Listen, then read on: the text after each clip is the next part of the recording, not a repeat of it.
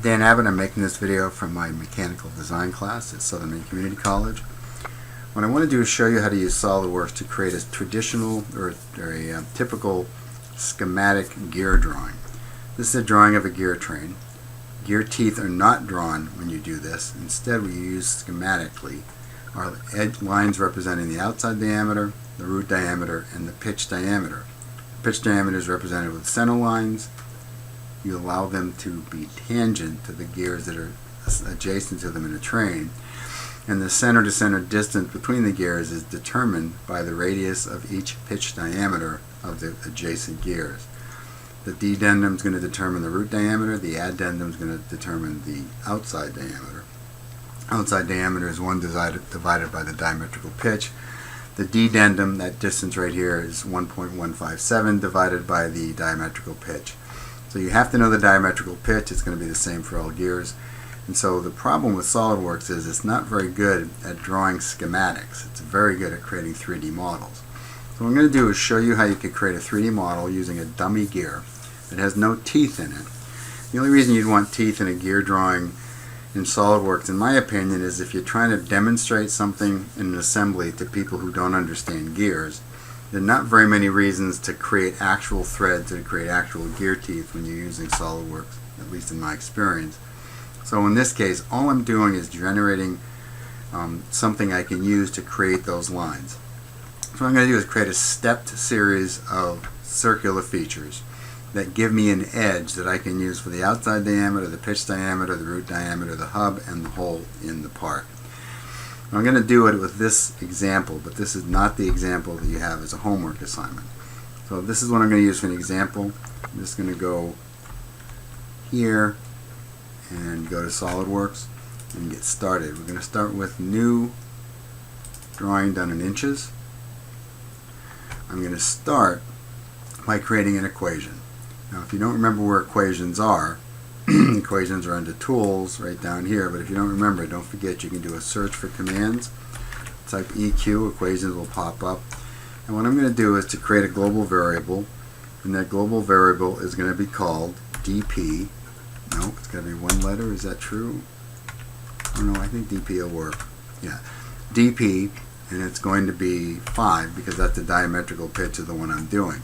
So I'm going to use that variable so that in the future, when I have a different pitch gear, I can change that number and have that result in different sizes on the gear that I'm creating. So DP is what I'm going to use as a diametrical pitch. Now I'm going to do a sketch. I'll do the sketch on the right side view. I'm going to revolve this. My other examples that I showed you in class, I was actually extruding different circular features, but Jake suggested a revolve, and I realized that that was a really good idea, better than the way I was doing it. So that's what I'm going to be doing. And that does work, by the way. So I'm going to put a center line that comes down through here like that. I'm going to sketch it so it points the other way. And one thing you've got to do is make these steps indent, not come out. Because if you don't make them indent, they're not going to show up correctly in the drawing.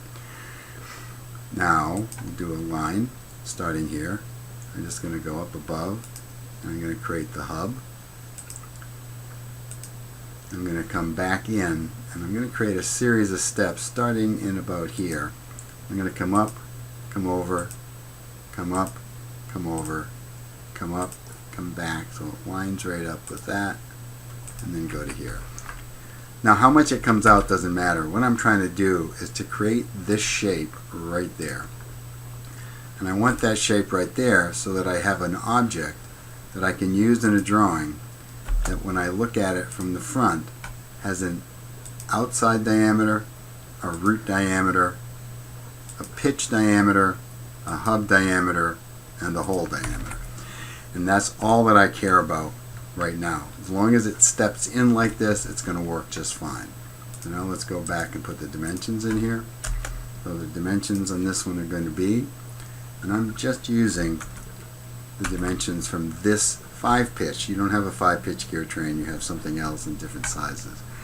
I'm going to pull that off to my other monitor so I can use it as a reference without having to go back and forth. Alright, so I'm going to put a dimension for the hole. Don't forget, if you come down below that line, it'll give you a diameter. 1.06 is the size given in the table. that hub is going to be 3. Looks like that. Now the key thing here is that's the pitch diameter. In this particular case, the pitch diameter is 3.6. So it's pretty close. Now that means I'm going to have to get that out of there. I'm going to have to modify my original sketch a little bit. Because again, what I'm looking for is those edges right there. Now the distance from here to there is the addendum. The addendum is 1 divided by the diametrical pitch.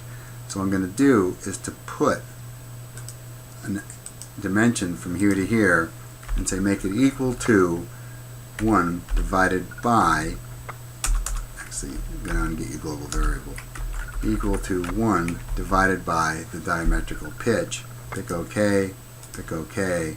And now that gives me the outside diameter because that's the difference. Now I'm going to make a relationship between this line, between this line and this line. That's going in the other direction. And that one is going to be equal sign, go down and get the global variable, then back it up, 1.157 divided by the diametrical pitch. That's the dedendum that comes right out of the table. And that, when I say right out of the table, what I'm talking about is these tables right here in the handout that I gave you in gears. So you've got the tables showing you the various spur gears. These are all spur gears. Diametrical pitch, a little bit of information here about cutting data, and then down here the formulas you're going to need from a textbook I liked but had some errors here, so the errors were corrected. So use what's in red. You can't see what's not in red, but this is one of those situations where a textbook had an update and a number of errors are introduced in this particular table. This is the Jensen Engineering Graphics book, and it is a little pause there because I had to log into Acrobat. So anyway, these tables right here, based on the different pitches for spur gears. Then you get down here, there's some information about how gears are set up, what they look like, the diametrical pitch, and how it relates to the number of teeth, the pitch diameter, etc. All of the things we went over in class. But then there's this table, and this table is where you're going to have to go for some of the cutting table data. And these are all the formulas related to gears. There were some errors in the book I took this out of, that's why I've had to go back in with red and make some changes. This was an updated version of the Jensen Engineering textbook we used to use. It's no longer in print. This is the last update, and it had a lot of errors in it, and this is one of them. So anyway, use the numbers that are in red to come up with the right values. So now that's where we're getting this information from. So I'm back to this. So what I'm after here is when I get this done, I want to be able to read those edges. So what I'm going to do is make those two lines right there coincident, so that's black. Now I'm a stickler for fully defined sketches, as you know, so I'm just going to go and just give that a width, and I'll actually give it 0.88 as the actual width of that. And then what I want is for these to all step in from there, so I want all these to come in. So let's do this one first. Again, this is just to have something that is fully defined.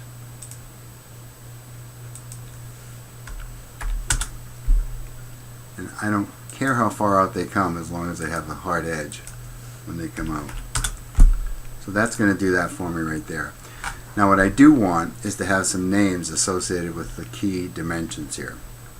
And the names that are associated with those key dimensions are going to be that one. That one right there is the pitch diameter, so instead of calling it D3, I'm going to call it PD, and I'm going to make some configurations is why I'm doing that. That's the hub size. I'm going to go over here and rename that hub. This is the hole size. I'm going to go over here and I'm going to rename that hole.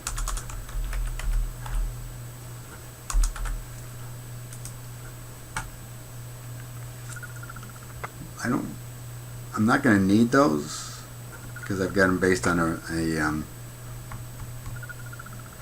I've got those based on a diametrical pitch, but what the heck, let's go ahead Oh, I can't rename that because it's equation driven. Same thing with this one. I don't know why that's the case, but I can. Anyway, alright, those equation driven. So what I need to do, I'm going to use the global variable anyway for those. These thicknesses don't matter. I'm going to leave them the same for everything. So now I'm going to go over here to features. Did I already do revolve? I did. So what I'm looking for is this. So that's one gear right there. Now I'm also going to put the keyway in here. So I'm not going to record that though. You've already seen that. So let me just put a keyway in here. Okay, so that's everything I need for this. And again, the whole purpose of this is so that I can use it like this in a drawing and then change the line type of that to phantom, change the line type of that to center, change the line type of this to phantom, leave that, that's the hub, leave that, leave this. And I would also, I'm not going to do it here, but I would also go ahead and make dimensions that define this and give those names as well so I can put those into the same table. So I'm going to make a configuration table. This is not a design table. You don't need Excel on your computer to do this. So I'm going to do that by going to annotation, right clicking and say show feature dimensions. And that, why doesn't that show everything? I'll double click on it. That should work. So what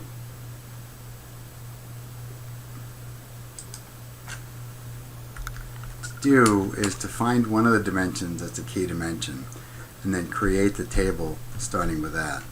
So let's start with the pitch diameter. Pitch diameter was 3.6 in this case. I right click on it, go to configure dimensions, I get this dimension table like that. Now I want my global variable in here. In order to get the global variable in here, get that up, that's pitch diameter. In order to get the global variable in here, and that's the one that stands for diametrical pitch, I'm going to add a new custom property by selecting this. Now I've already typed it in. It says $value at the name of my variable dp at equations, and I'm going to give it a value of 5. Because that's what I'm using right now. Now this means I should be able to go and change that, and well, I will be able to go and change that to a different diametrical pitch. Now to add additional dimensions, I have to go down here and pick them from here. So let's say we have the pitch diameter. That works. Let's go to the hub size. I don't want to, the hub size, then I want the hole size. And actually I did in fact include on this the dimensions for that keyway. So let's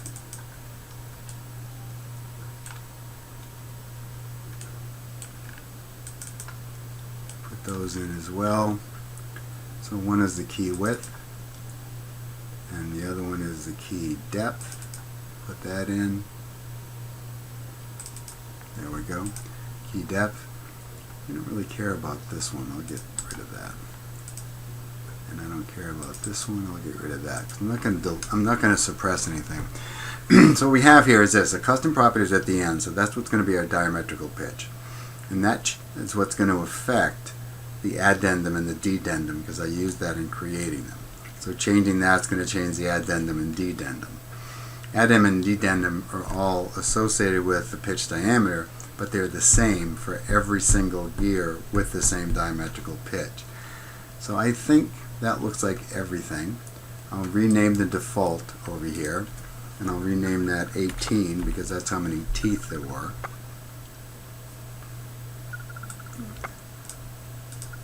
Alright, so now we'll go down and make a new one. So now let's make one that's 20. I'm going to look over here in my table to see what those values are going to be.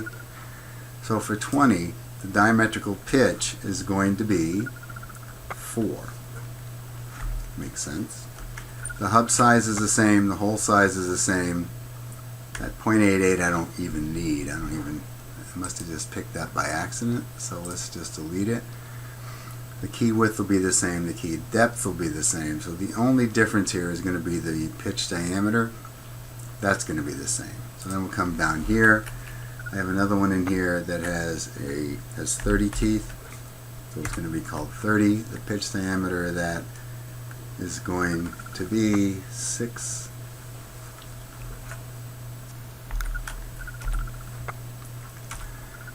And everything else here is also going to be the same. So the only thing that I'm changing here for most of these is going to be the pitch diameter until it gets big enough so that the hub size changes as well.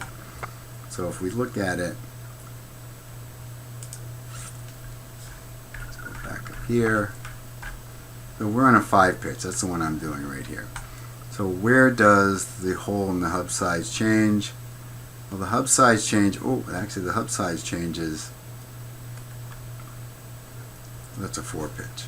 I went to 5. Here we go. So 18 is where I started. The hub size actually is different on the 20. So I need to have that too. So that's 3.38.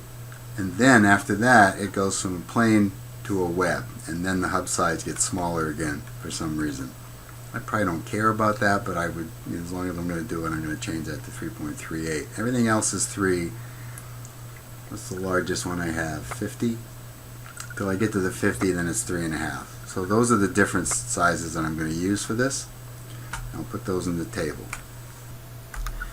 So I've just added the values I have in here. So the things that changed on 50, it's going to be a different pitch diameter, obviously. 50 is going to give me a 10. The hub on this one's bigger, it's 3.5 inches. The hole is bigger, it's 1 3/16. The key width is the same. The key depth is different. I say now I want to give it a name, gears, or even gear, and then I want to save it. If I don't do that, I'm going to lose everything. Now I can apply it, pick OK. Now I come over here and I've got configuration set. So we'll try it out. If I could do this one right here, it looks like that. That looks right. If I do this one right here, it looks like that. So that's how I'm going to get my one part to do this. This starts with an 18, so we'll do that one. So now I'm going to save this as, and I'm going to give it a name, and it'll be gears. So now that I've saved that, I'm going to go over to the template that I gave you with the sheet already laid out with your title block that you can fill in, etc. Because that has your cutting data. So I come over here, I want to take the gear that I brought in. Oh, wait a minute. I kind of skipped a step there. Let's go back to this because I need to make a gear train first. So we're going to come up here. It's already been saved. We'll say let's make an assembly from the part. Use the assembly file.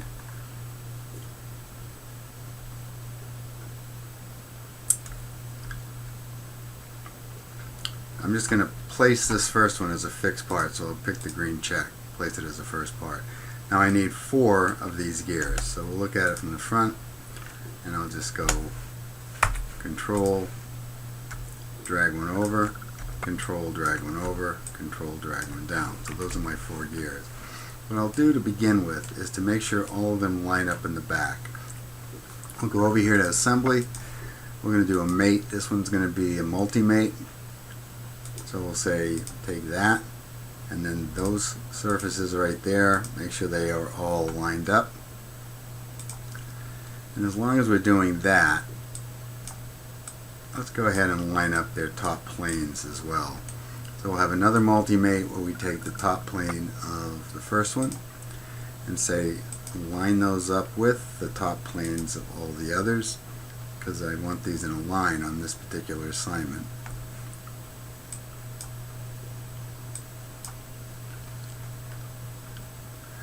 This is interesting. I've got, there we go. So I'm going to open this one up and do the top plane on that one, and then open the next one up and do the top plane on that one as well. There we go. So we'll come out like this, and then we'll look at it from the front again. So now it's just a question of putting the tangencies in, so they're all lined up.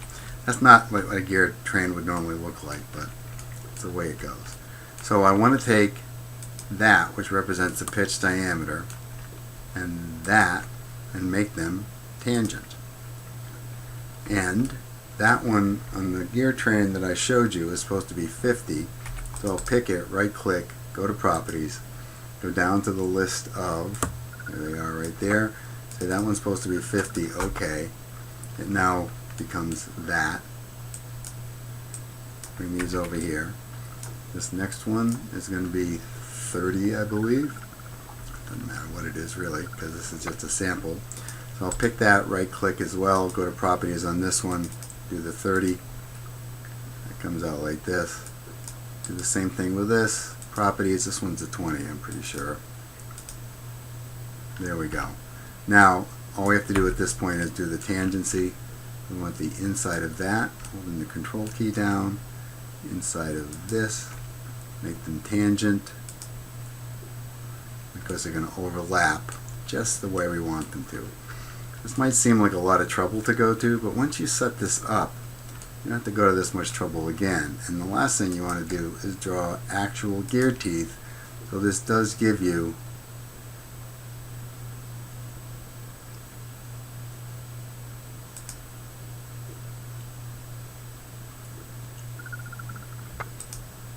tangent's what I want. There we go. Alright, so this does give you a lot in return once you set this up like this. So there's this one. Now again, probably I would move these around so they fit into a little more compact shape. We have 21 minutes. So let's do a save as. We'll call this one Gear Assembly. And I'm not going to give it a pitch number or anything like that because it's set up so it can be used for any pitch. And I'll demonstrate that as well. I'm just putting this in my folder here so I can use it next year to demonstrate how to do this. That's not the one I want to put it in.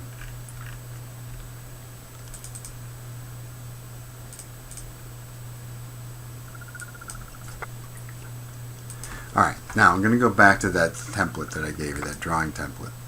In the drawing template, template here, now I can go over and say I want to bring this in and I want to use not the gear blank but the assembly.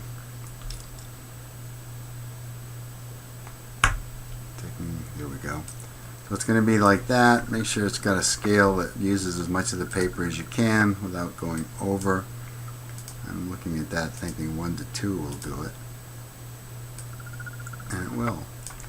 Okay, now you can see all the lines through each other. That's why you have to have this extruded, so when you're looking at it, that you're looking at something that gets deeper. That's the only way those will show up. I'd kind of forgotten that when I did the video and when I did the presentation earlier until I tried it. So now what I would do here next is to go and change each one of these lines to the correct line type. I want that one right there. Hold the control key down. I'm going to say I want that line, that one, and that one. Right click. The line type for those has to be phantom, and they are. They also should be thin. We'll deal with that later. Let me grab all these here. Same thing on these. Holding the control key down. Right click. Go to phantom. And they should be thin lines as well. And then the middle one, and each one of these, that's the pitch diameter. That has to be a center line type. Look like this. So now when you're done, you've got the right schematic view. The pitch diameters are tangent. Now that's going to give you an actual center to center distance on all of them. This is that SolidWorks glitch. I'm willing to bet that that drafting style, oh, it is set to ISO. Okay, that's not the glitch. I just hadn't set it to ANSI yet. So anyway, so you can do the center to center distance on that, and then just keep going on that and go all the way across. Put your other dimensions in as well, including the keyway. I want the tolerances on the keyway. I want the tolerances on the class of fit that I gave you for the holes as well. And I think that's all that you need to know. Oh, actually it isn't. Let's come up here. So up here is where you're going to put the cutting data. And so, you know, you've got number of teeth. In this particular case, the number of teeth is 18 on that first one. The pitch diameter on that is 3.6 on this one. diametrical pitch is going to be 5 on this one, and it's going to be 5 all the way across, so you can just go and tab over and put in your 5s because it has to be the same. Now I've only got 4 on mine, you're going to have 5 on yours. Pressure angle, 14.5 is fine. 20 is, actually let's go 20. 20 is a little more common these days. 25 is a possibility now. Oop. Tab over. There we go. Alright, so there we go.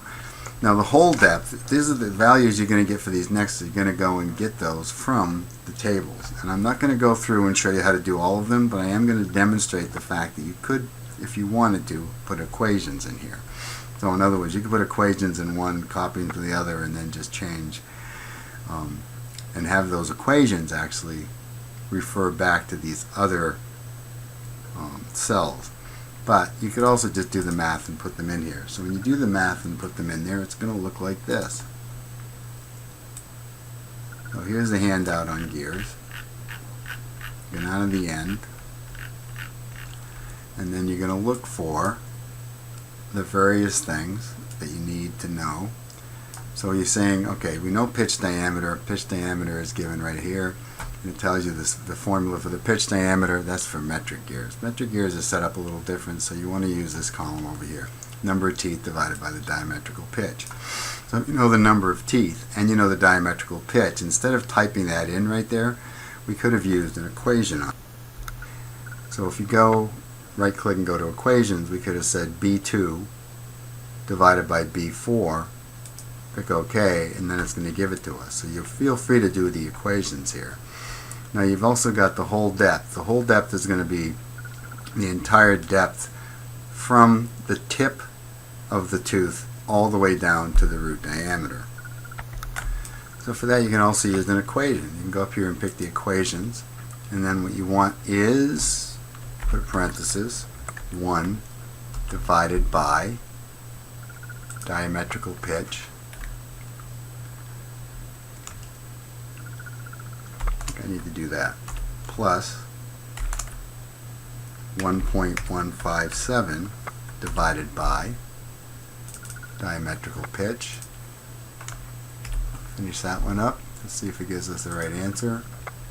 Doesn't like that, does it? Why not? Because I forgot to put the plus sign. Anyway, you can do it the way I set it up, but I put the equals instead of plus, so that gave me an error. So that's the hole depth. You know, the working depth is going to be 2 times. No, we'll do that one too. The working depth is just going to be 2 times 1 divided by the diametrical pitch.